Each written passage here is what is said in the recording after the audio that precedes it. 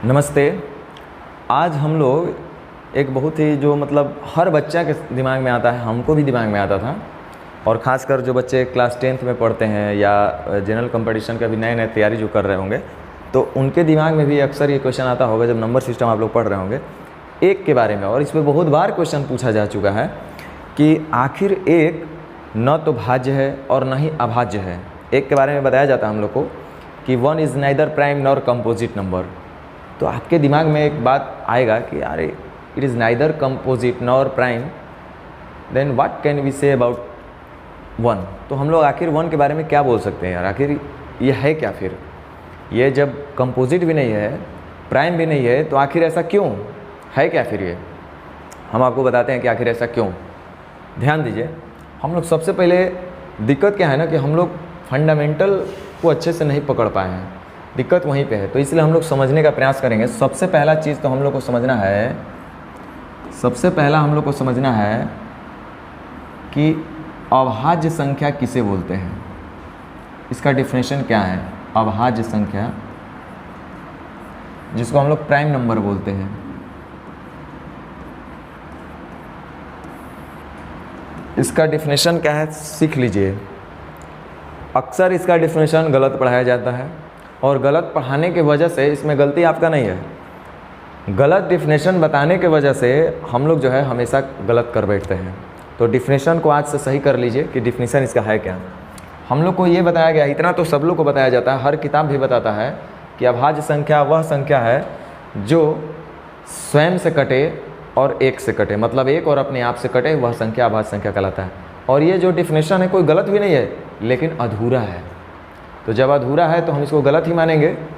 तो ध्यान दीजिए, इसका डेफिनेशन क्या है एक बार फिर से स्पष्ट कर लेते हैं कि अभाज्य संख्या वैसी संख्या होगी जो एक से भाग लगेगी। प्राइम नंबर वैसी संख्या होती है, प्राइम नंबर वैसी संख्या होती है जो एक से भाग लगती है, साथ ही साथ वह अपने आप से भी भाग लगती है, स्वयं से, एक से, क्योंकि एक ऐसा नंबर है जो सबका फैक्टर होता है, तो वो तो रहेगा ही रहेगा। और साथ ही साथ अपने आप से भी लगना चाहिए, यहाँ तक तो कोई दिक्कत नहीं, लेकिन कंडीशंस अप्लाई। यहाँ पे एक ध्यान देना होगा कि इसका मतलब हम बोल सकते हैं इसके अधिकतम 2 फैक्टर होने चाहिए, 1 एंड इटसेल्फ। लेकिन 2 फैक्टर हो सकते हैं अधिकतम, और दोनों ही डिस्टिंक्ट होने चाहिए, मतलब अलग अलग होने चाहिए, जबकि दोनों अलग अलग होने चाहिए। थोड़ा सा डेफिनेशन को क्लियर करिए, एक बार फिर से हम बोलते हैं, सीखो। जैसे बाबू हम बोलेंगे 2 के बारे में हम लोग विचार करते हैं कि 2 एक प्राइम नंबर है कि नहीं, अभाज्य संख्या है कि नहीं है, सीख लो, काम आएगा बहुत। तो हम आपसे बोले कि 2 अभाज्य है या नहीं है, जांचने के लिए देखना होगा कि क्या वह एक से भाग लगता है और स्वयं से भाग लगता है कि नहीं लगता है। तो हमको पता है कि 2 जो है एक से तो भाग लगेगा ही लगेगा।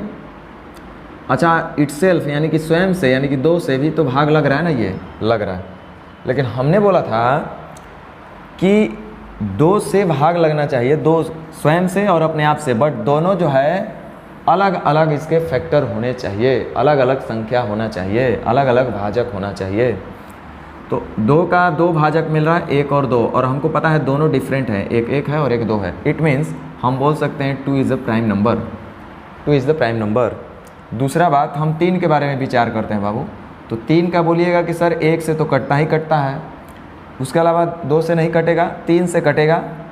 तो 2 संख्या हुआ जो 1 और अपने आप का मतलब दोनों के दोनों डिस्टिंक्ट, यानी कि अलग अलग डिफरेंट फैक्टर हो रहे हैं। तो हम बोल सकते हैं कि 3 जो होगा एक प्राइम नंबर होगा। देखो 4 के बारे में हम बात करते हैं। 4 तो 1 से भाग लगेगा, स्वयं से ही भाग लगेगा, लेकिन साथ ही साथ 2 से भी भाग लग रहा है। हम बोले थे कि अपने से लगे और 1 से लगे, उसके अलावा नहीं लगना चाहिए।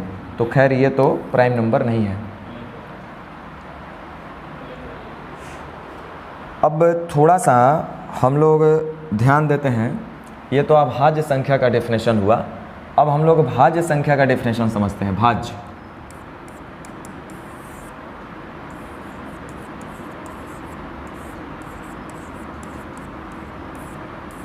Composite number.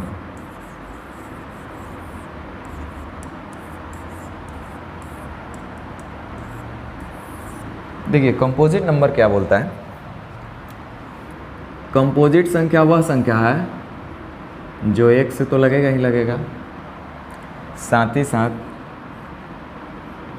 स्वयं से भी लगेगा, स्वयं से भी भाग लगेगा। इसके अलावा इसके लिए 3 शर्त है। इसके अलावा कम से कम कोई एक अन्य संख्या से भी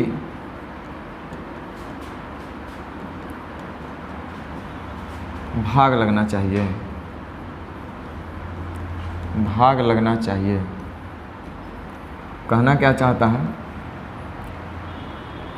प्राइम होने के लिए कोई संख्या प्राइम है उसके लिए सिर्फ 3 कंडीशन था, स्वयं से भाग लगे, एक से भाग लगे, तीसरा कंडीशन था जबकि दोनों के दोनों अलग होना चाहिए, अलग फैक्टर होना चाहिए, दोनों के दोनों अलग संख्या होना चाहिए।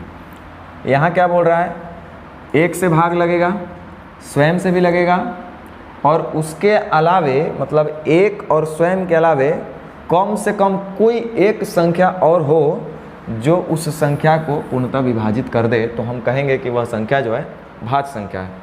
जैसे हम बात करते हैं 2 पे, तो 2 जो है एक से भाग लगेगा, 2 से भाग लगेगा। अब बोलिए किसी और से भाग लग रहा है, नहीं लग रहा है, इसका मतलब भाज्य संख्या तो नहीं है। हाँ अभाज्य था, हम लोग उसका कंडीशन देखे थे। अब बात करते हैं 4 का, तो 4 के बारे में जब हम लोग बात करेंगे तो 1 से भाग लगेगा, स्वयं से भाग लगेगा, लेकिन कह रहा है कि उसके अलावे भी कम से कम एक और कोई संख्या से भाग लग जाना चाहिए। तो यहाँ एक और संख्या है जो इसको भाग लगा सकता है, वह है 2। तो 4 से भी यानी कि स्वयं से लग रहा है, 1 से लग रहा है और इसके अलावे कम से कम एक संख्या जो कि 2 है से भी भाग लग रहा है, मतलब तीनों कंडीशन ये सेटिस्फाई कर रहा है, तो हम बोलेंगे कि 4 जो है एक भाज्य संख्या है।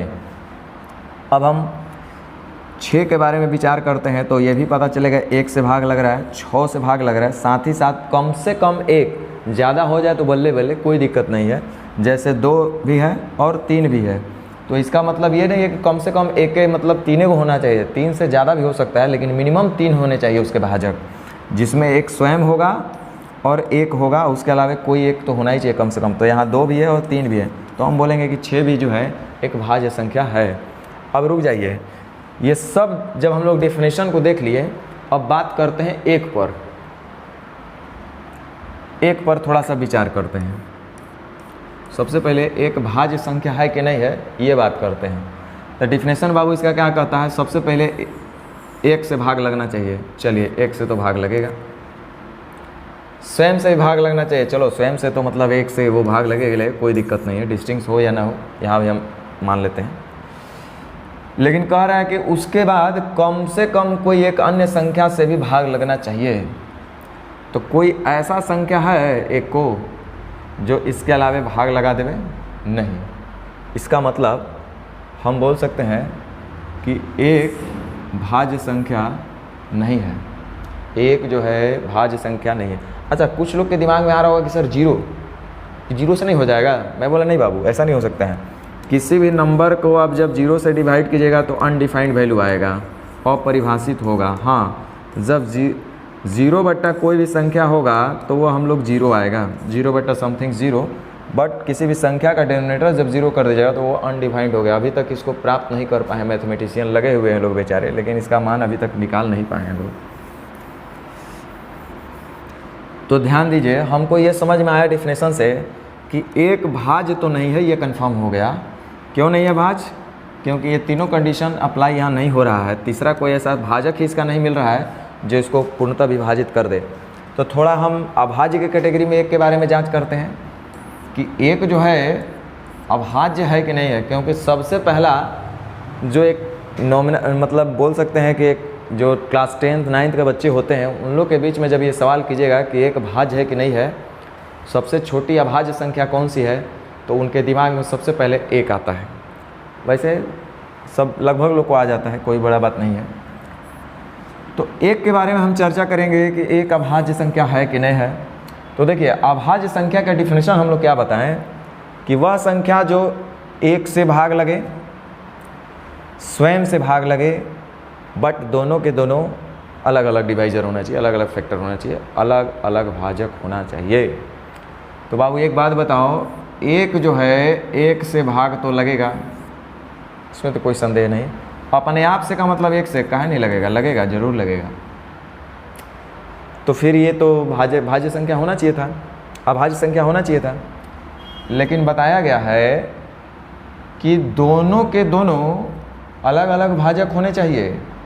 यहाँ भाजक आप देख रहे होंगे गौर से, तो सेम हो रहा है, यहाँ भी एक और यहाँ भी एक, जबकि बोला गया है डिफिनेशन में कि वह संख्या अभाज्य संख्या कहलाएगी जो एक से कटे और अपने आप से कटे, लेकिन दोनों के दोनों अलग अलग होने चाहिए। तो यहाँ पे एक और अपने आप एक एक, जबकि दोनों के दोनों सेम हो गए, इसलिए हम बोलेंगे कि एक अभाज्य संख्या नहीं है। दो के बारे में हमको पता है कि दो एक से भी कटेगा, दो से भी कटेगा, दोनों के दोनों डिस्टिंक्ट डिवाइजर हो रहे हैं, अलग अलग इसके फैक्टर हो रहे हैं, एक और दो दोनों अलग हैं। तो हम बोल सकते हैं कि दो जो है अभाज्य संख्या है। इसीलिए बोला गया है कि सबसे छोटी अभाज्य संख्या दो है, न कि एक है। तो हम लोग यहाँ प्रूफ कर लिए कि एक जो है अभाज्य नहीं है। क्यों अभाज्य नहीं है? क्योंकि दो फैक्टर तो इसके हैं, लेकिन दोनों डिस्टिंक्ट नहीं है, अलग अलग नहीं है। एक भाज्य संख्या नहीं है। क्यों नहीं है? क्योंकि दो फैक्टर इसका हो रहा है, एक से या स्वयं से, लेकिन इसके अलावा भी कोई एक अन्य होना चाहिए, जो कि यहाँ पर नहीं मिल रहा है। तो इसका मतलब एक भाज्य भी नहीं है। अतः हम बोल सकते हैं कि एक न तो भाज्य है और न ही अभाज्य है। उम्मीद करते हैं कि आप लोगों को समझ में आया होगा। इस तरह का बहुत सारा मन में डाउट होता है, बहुत सारा प्रॉब्लम आता है बच्चे के लाइफ में। हम हर एक प्रॉब्लम तो नहीं, लेकिन कोशिश करेंगे कि अधिकांश प्रॉब्लम को आप तक सामने लाएं और उसको बेटर वे में एक्सप्लेन करके आपको डाउट जो भी है आपका उसको क्लियर कर पाएँ। Thank you.